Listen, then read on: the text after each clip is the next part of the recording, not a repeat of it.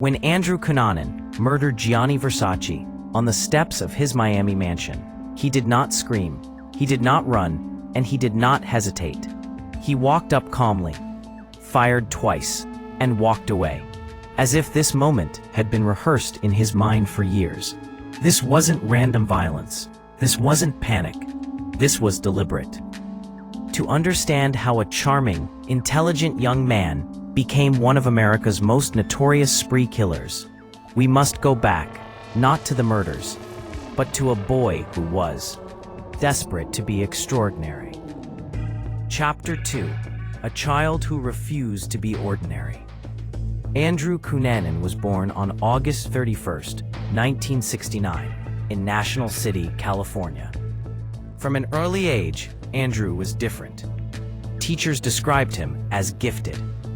Psychologists noted his unusually high intelligence. Adults were impressed by how confidently he spoke. But behind that intelligence was something else, something darker. Andrew didn't just want success. He wanted importance. He hated the idea of being average. At school, he told elaborate stories about his family's wealth. He claimed his father was a powerful stockbroker, that they lived a life of luxury, that he was destined for greatness. None of it was true. His father, Modesto Cunanan, was drowning in debt. Eventually, he vanished, fleeing the country to escape financial ruin.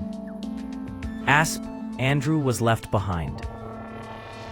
That abandonment became a silent wound that never healed. He didn't want to live quietly. He wanted to leave a mark.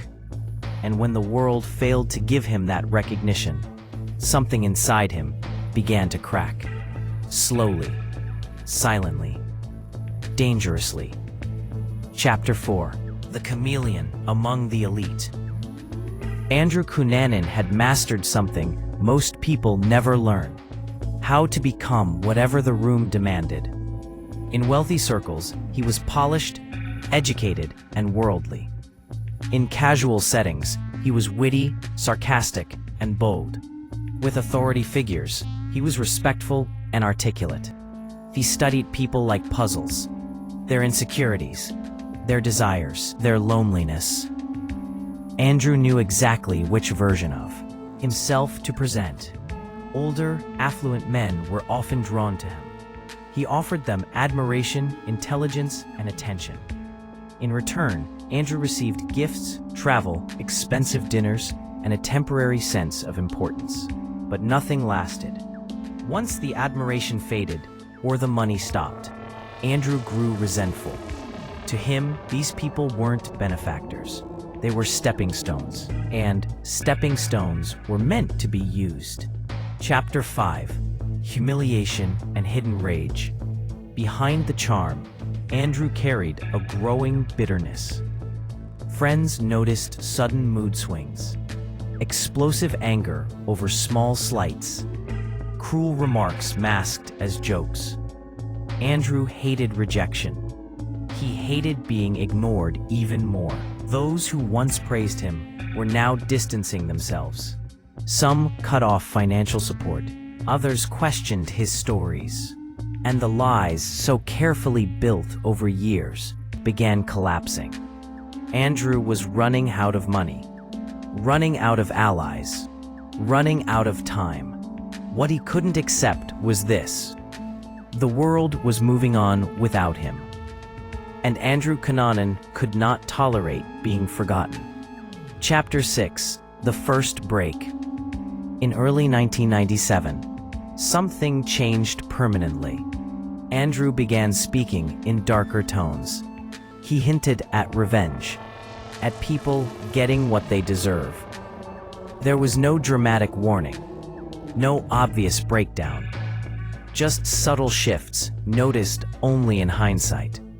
He isolated himself, burned bridges, and carried a growing sense of entitlement mixed with fury. To Andrew, life had cheated him. And if the world refused to give him greatness, he would. strongly take attention by force. Chapter 9. The Second Life Taken. After leaving Minnesota, Andrew Cunanan didn't slow down. He didn't hide. He didn't seek help. Instead, he headed towards someone who symbolized everything he wanted and everything he resented. David Madsen. Young, attractive, successful. David had once been close to Andrew, but he was also pulling away. He wanted stability, a future, a life that did not revolve around Andrew's chaos. For Andrew, abandonment was unbearable. On May 3, 1997, David Madsen was found dead in a park near Rush Lake, Minnesota. He had been shot. There were no signs of robbery, no evidence of struggle. Just another life erased by someone who refused to be left behind. Chapter 10. A killer finds confidence. Something changed after the second murder. Andrew became bolder. He stopped acting like someone on the run and started acting like someone in control. He used stolen credit cards, checked into hotels under false names, moved easily through public spaces. Each crime reinforced a dangerous belief. He could get away with this. Law enforcement had not yet connected the dots. The killings appeared isolated, and Andrew Cunanan remained invisible. For now. Chapter 11. Chicago. By May 1997, Andrew arrived in Chicago. He was nearly out of money, nearly out of options. Then he met Lee Miglin, a successful real estate developer, a respected family man, a man with status, everything Andrew craved. What happened next was shocking, even to seasoned investigators. Lee Miglin was tortured, bound, beaten, stabbed. The violence was excessive, ritualistic, fueled by rage rather than necessity. This was no longer about survival. This was about dominance. Chapter 12. The nationwide manhunt begins. Lee Miglin's murder changed everything. The brutality, the profile, the connections. Police now realized they were hunting a spree killer. Andrew Cunanan's face appeared on television screens across America. The media exploded. 5 states issued alerts. Federal agencies became involved. The public was warned. But Andrew was watching too. He followed every update, every mention of his name. And instead of fear, he felt something else. Satisfaction. He was finally seen. End. Chapter 13. A man who wanted to be known. Psychologists would later say this was the moment Andrew fully transformed. The killings were no longer just acts of violence. They were messages. Every crime escalated the attention. Every headline fed his ego. Andrew didn't want money. He didn't want freedom. He wanted recognition. And he knew exactly how to get it. One final act. One name so powerful, so famous, that history could never ignore him. Chapter 14. The Silencing of a Witness. By late May 1997, Andrew Cunanan was no longer improvising. He was eliminating obstacles. William Reese, a 45-year-old cemetery caretaker in New Jersey, had nothing to do with Andrew's past. He was not wealthy. He was not famous. He was simply in the wrong place at the wrong time. Andrew needed a vehicle. What happened was quick, efficient, cold. William Reese was shot and left behind, his life reduced to a means of transportation. This was Andrew's 4th murder, and it revealed something terrifying. Andrew no longer needed emotional attachment or resentment to kill. Murder had become practical. Chapter 15. Disappearing into Miami. With Reese's truck, Andrew drove south. Miami, a city of glamour, wealth, and celebrity. A city where fame wasn't just admired, it was worshipped. Andrew blended in effortlessly. He stayed in cheap hotels, frequented gay clubs, watched wealthy people live the life he believed should have been his. He was running out of options, but not ambition. And somewhere in Miami Beach stood a mansion that symbolized everything Andrew believed the world had denied him. Estas. Gianni Versace, the symbol. He was power, influence, immortality. To Andrew Cunanan, Versace represented a life of global recognition, achieved, admired, untouchable. Whether Andrew had met Versace before remains debated. Some believe they crossed paths years earlier. Others believe the connection existed only in Andrew's imagination. But one thing is clear: Versace became the final symbol. If Andrew could not be great, he could destroy greatness and be remembered forever. Chapter 17, July 15th, 1997. Morning. Miami Beach was calm. Gianni Versace stepped outside his mansion to retrieve the newspaper. Andrew Cunanan approached.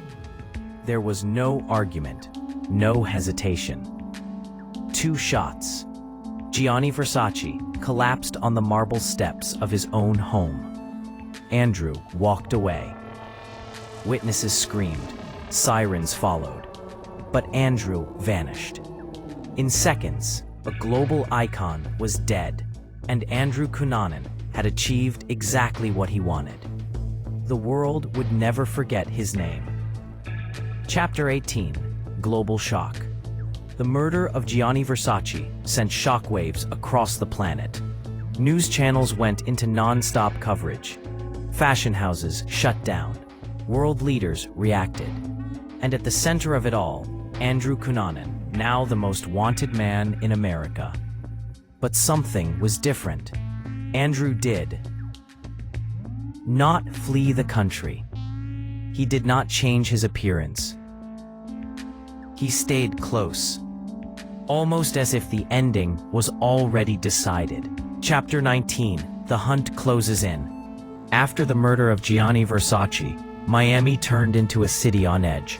Police flooded the streets. Checkpoints were set up. Every lead, no matter how small, was investigated. Andrew Cunanan was everywhere and nowhere at the same time.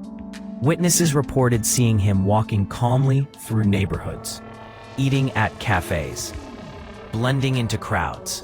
He wasn't hiding like a desperate fugitive. He was waiting. Chapter 20, The Houseboat. 8 days after Versace's murder, authorities discovered something unusual. A houseboat, moored quietly in Miami. It showed signs of forced entry and recent occupation. When police entered, they found Andrew Cunanan, dead. A single gunshot wound to the head. The same gun used to kill Gianni Versace. There was no note, no explanation, no confession, just silence. Chapter 21, No answers, only questions. Andrew Cunanan took his motives with him. Investigators searched desperately for meaning.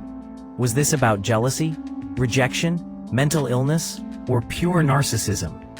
Why Gianni Versace? Why that moment? Why such public brutality? Every theory led to another dead end.